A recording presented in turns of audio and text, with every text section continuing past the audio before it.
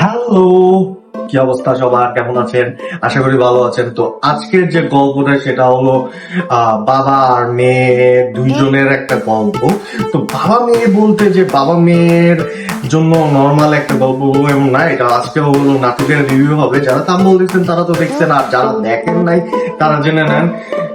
আজকে একটা পিচ্চি বাচ্চা, খুবই পাকনা একটা বাচ্চা, যে বাচ্চার এই নাটকে আছে তাকে দেখে তো অবশ্যই মোটামুটি সবাই চিনেন, কারণ ও বেশ কিছু নাটকে খুবই জোস কাজ করছে। তো এরকম একটা বাচ্চা এবং ডেসপারেট একটা বাবা, দুইজনের গল্প। যারা মানে নাটক দেখছেন তো তারা তো জানেনই যে এখানে নায়ক কিভাবে ডেসপারেটলি বিয়ে করতে চায় সে।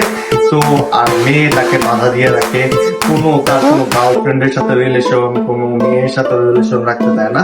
তো এরকম একটা গল্প নিয়ে আজকে আসছি, যে গল্পটার নাম সিঙ্গেল ফাদারের বেসিক্যালি যা হয় সেটা আমরা গল্পতে যাওয়ার সময় বলবো। তার আগে বলি, যারা যারা আমার ভিডিওগুলো ভালো লাগতেছে, যাদের পুরা ভিডিও দেখতেছেন, আর প্লিজ যারা দেখতেছেন না তারা কন্টিনিউয়াসলি দেখা চালু করেন। আশা করি সামনে আরো ভালো ভিডিও আনবো আপনাদের জন্য, অনেক সুন্দর ভিডিও আনবো। তো প্লিজ আপনারা সাবস্ক্রাইব করে রাখেন। আপনাদের ভিডিও কেমন লাগতেছে সেই জন্য প্লিজ বেশি কমেন্ট করেন এবং লাইক করতে ভুলবেন না ভিডিওগুলো। আর শেয়ার যদি আপনাদের মন চায় অবশ্যই শেয়ার করেন মানুষের কাছে আমার এই ভিডিওটা, মানে এই ভিডিও না, সবগুলো ভিডিওই একটু পৌঁছে দেওয়া ট্রাই করেন। আপনাদের জন্যই আমি অনেক কষ্ট করে ভিডিও করি, ডেইলি ভিডিও আনার ট্রাই করি, ডেইলি একটা না একটা নাটক আনার ট্রাই করি, যেগুলো আপনাদের টাইম বাঁচাবে, আপনাদের মূল্যবান যে সময়গুলো সেই সময়গুলো বৃথা যাবে না। তো এর জন্য আমি সাধারণত ভাবে একটা নাটকের বলি যে আপনারা যাতে ওই নাটক আমার কথা শুনে তারপরে আপনাদের ভালো লাগে, তারপরে যে আপনাদের দেখলে যাতে মন ভালো হয়, যার যেরকম নাটক পছন্দ সেরকম নাটক তারা পান। তো এখন চলেন গল্পে যাই। তো আজকে যে গল্পটা সেটা ফার্স্ট শুরু হয় একটা ছেলে আর একটা মেয়ে পার্কে বসা। তারা একজন আরেকজনকে মানে ফেসবুকের মাধ্যমে পরিচয়, তাদের বেশ কিছুদিন কথা হচ্ছে, বাট দেখা হয় নাই।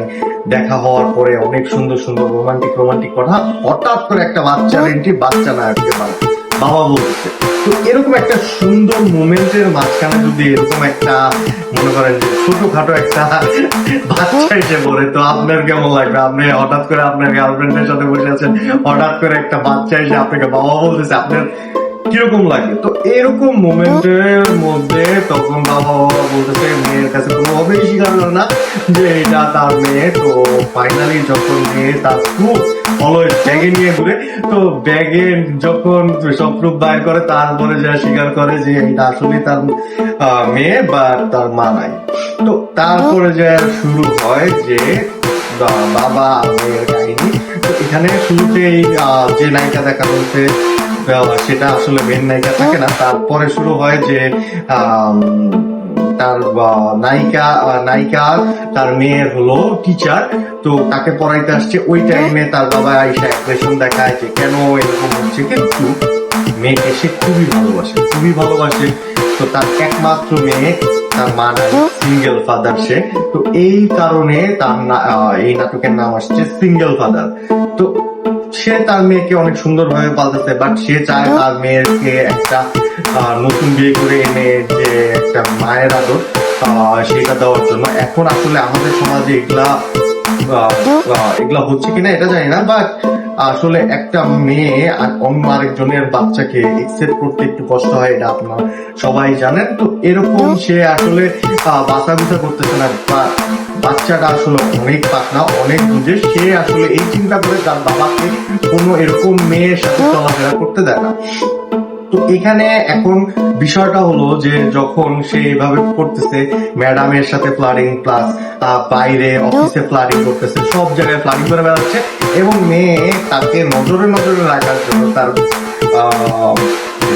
সেই কলমটার মধ্যে ক্যামেরা, নানান জায়গায় ক্যামেরা লাগায় রাখছে, প্লাস ভয়েস রেকর্ড থেকে শুরু করে তার বাবাকে সে অনেক প্রোটেক্ট করার জন্য প্রোটেক্টিভ হয়ে গেছে, এর জন্য সে সবকিছুই করতেছে।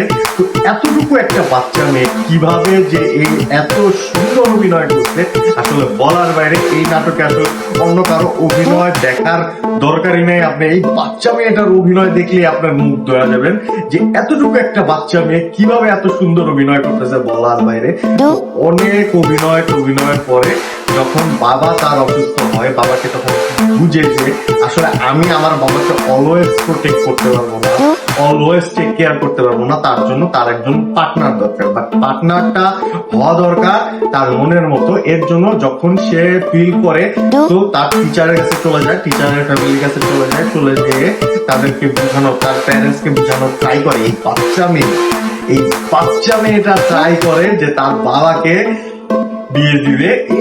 এরকম একটা মানে আসলে আমি বাচ্চাটাকে দেখে যে মানে কিরকম যে এতটুকু বাচ্চা সে আসলে কিভাবে এরকম সুন্দর অ্যাক্টিং করছে, তার অ্যাক্টিং এর মধ্যে বিন্দু পরিমাণ ভুল আমি পাই নাই।